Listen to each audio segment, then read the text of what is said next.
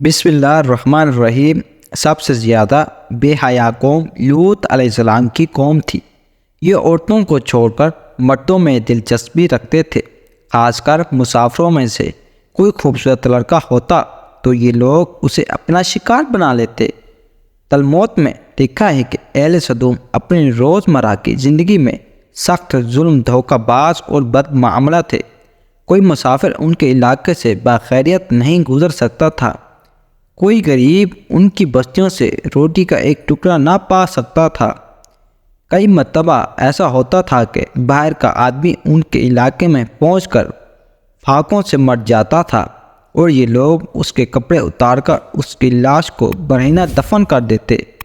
اپنی وادی کو انہوں نے ایک باغ بنا رکھا تھا جس کا سلسلہ میلوں تک پھیلا ہوا تھا۔ اس باغ میں وہ انتہائی بے حیائی کے ساتھ اعلانیہ بدکاریاں کرتے تھے۔ حضرت لوط علیہ السلام نے انہیں توحید کی دعوت دی اور بدکاری کے اس گھناؤنے عمل سے توبہ کرنے کا حکم دیا۔ حضرت لوط نے کہا، تم یہ کیوں کرتے ہو؟ کیا تم عورتوں کو چھوڑ کر لذت حاصل کرنے کے لیے مرد کی طرف مائل ہوتے ہو؟ حقیقت یہ ہے کہ تم احمق لوگ ہو۔ تو پھر حضرت لوط علیہ السلام سدوم کو دن رات نصیحت کیا کرتے تھے، لیکن اس قوم پر اس کا کوئی اثر نہ ہوا، بلکہ وہ بد نصیب بہت فخریہ انداز میں یہ کام کرتے تھے۔ انہیں حضرت لوط کا سمجھانا بھی برا لگتا تھا، لہٰذا انہوں نے صاف صاف کہہ دیا کہ اگر تم ہمیں اس طرح بھلا کہتے رہے اور ہمارے کاموں میں مداخلت کرتے رہے تو تمہیں اپنے شہر سے نکال دیں گے۔ حضرت لوط نے نصیحت و تبلیغ کا سلسلہ جاری رکھا، لہٰذا ایک دن اہل سدوم نے خود ہی عذاب الہی کا مطالبہ کر دیا۔ اللہ تعالیٰ نے اب تک ان کے اس بدترین عمل، فحاشی اور بدکاری کے باوجود ڈھیل دے رکھی تھی، لیکن جب انہوں نے حضرت لوط علیہ السلام سے ایک دن کہا کہ اگر تم سچے ہو تو ہم پر عذاب لے آؤ، لہٰذا ان پر عذاب الہی کا فیصلہ ہو گیا۔ اللہ نے اپنے خاص فرشتوں کو دنیا کی طرف روانہ کیا۔ یہ فرشتے دراصل حضرت میکائیل اور حضرت جبرائیل علیہ السلام تھے۔ پھر یہ فرشتے حضرت لوط علیہ السلام کے گھر تشریف لے آئے۔ حضرت لوط نے جب ان خوبصورت نوعمر لڑکوں کو دیکھا تو سخت گھبراہٹ اور پریشانی میں مبتلا ہو گئے۔ انہیں یہ خطرہ محسوس ہونے لگا کہ اگر ان کی قوم کے لوگوں نے انہیں دیکھ لیا تو نہ جانے وہ ان کے ساتھ کیا سلوک کریں گے۔ حضرت لوط کی بیوی کا نام وائلہ تھا۔ اس نے آپ پر ایمان نہیں لایا تھا اور وہ دراصل منافقہ تھی، وہ کافروں کے ساتھ تھی، لہٰذا اس نے جا کر اہل سدوم کو یہ خبر دے دی کہ لوط کے گھر دو نوجوان لڑکے مہمان ٹھہرے ہوئے ہیں۔ یہ سن کر بستی والے دوڑتے ہوئے حضرت لوط کے گھر پہنچے۔ حضرت لوط نے کہا کہ یہ جو میری قوم کی لڑکیاں ہیں یہ تمہارے لیے جائز اور پاک ہیں، اللہ سے ڈرو، مجھے میرے مہمانوں کے سامنے رسوا نہ کرو۔ کیا تم سے کوئی بھی شائستہ آدمی نہیں؟ حضرت لوط علیہ السلام کی بات سن کر وہ لوگ بولے، تم بخوبی واقف ہو کہ ہمیں تمہاری بیٹیوں سے کوئی حاجت نہیں، اور جو ہماری اصل چاہت ہے اس سے تم بخوبی واقف ہو۔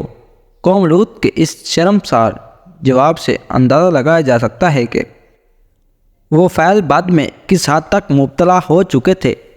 جب حضرت لوط علیہ السلام کی قوم ان کے گھر کی طرف دوڑتی ہوئی آئی تو حضرت لوط نے گھر کے دروازے بند کر دیے اور ان نوجوانوں کو ایک کمرے میں چھپا دیا۔ ان بدکار لوگوں نے آپ کے گھر کا گھیراؤ کیا ہوا تھا اور ان میں سے کچھ گھر کے دیوار پر بھی چڑھنے کی کوشش کر رہے تھے۔ حضرت لوط علیہ السلام اپنے مہمانوں کی عزت کے خیال سے بہت زیادہ گھبرائے ہوئے تھے۔ فرشتے یہ سب منظر دیکھ رہے تھے۔ جب انہوں نے حضرت لوط علیہ السلام کی بے بسی اور پریشانی کا یہ علم دیکھا تو حقیقت سے پردہ اٹھاتے ہوئے یوں فرمایا، اے لوط، ہم تمہارے رب کے بھیجے ہوئے فرشتے ہیں، یہ لوگ ہرگز تم تک نہیں پہنچ سکیں گے۔ ابھی کچھ رات باقی ہے تو آپ اپنے گھر والوں کو لے کر چل دو اور تم میں سے کوئی شخص پیچھے مڑ کر نہ دیکھے۔ اہل سدوم حضرت لوط علیہ السلام کے گھر کا دروازہ توڑنے پر بز تھے کہ حضرت جبرائیل علیہ السلام نے گھر سے باہر نکل کر اپنے پر کا ایک کونا انہیں مارا، جس سے ان کی آنکھوں کے ٹیلے باہر نکل آئے اور بصارت ضائع ہو گئی۔ یہ خاص عذاب ان لوگوں کو پہنچا جو حضرت لوط کے پاس بدنیتی سے آئے تھے۔ حضرت لوط علیہ السلام حقیقت حال جان کر مطمئن ہو گئے اور اپنے گھر والوں کے ساتھ رات کو ہی نکل کھڑے ہوئے، لیکن پھر بھی ان کی بیوی ان کے ساتھ تھی، لیکن کچھ دور جا کر وہ واپس اپنے قوم کی طرف پلٹ گئی اور قوم کے ساتھ جہنم واصل ہو گئی۔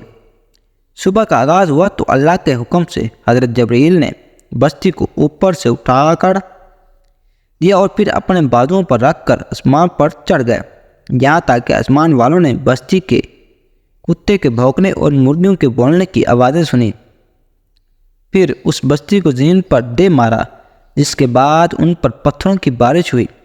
ہر پتھر پر مرنے والے کا نام لکھا ہوا تھا۔ جب یہ پتھر ان کو لگتے تو ان کی سر پاش ہو جاتے۔ صبح سویرے شروع ہونے والا یہ عذاب اشراق تک پوری بستی کو نیست و نابود کر چکا تھا۔ قوم لوط کی ان خوبصورت بستیوں کو اللہ نے ایک انتہائی بدبودار اور سیاہ جھیل میں تبدیل کر دیا، جس کے پانی سے رہتی دنیا تک کوئی فائدہ نہیں اٹھایا جا سکتا۔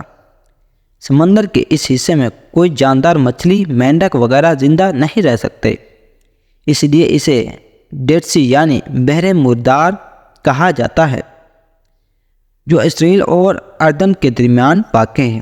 میرین آسان نے 10 سالوں کی تحقیق اور جستجو کے بعد اس تباہ شدہ شہر کو دریافت کیا تھا۔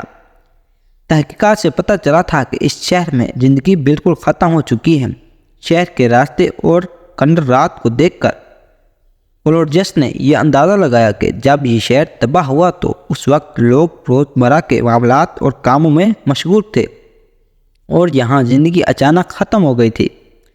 اہل سدوم جنہیں پتھر بنا دیا گیا تھا، ان کے بت ابھی تک بحر مدار کے پاس موجود ہیں، جو لوگوں کے لیے ایک عبرت ہے۔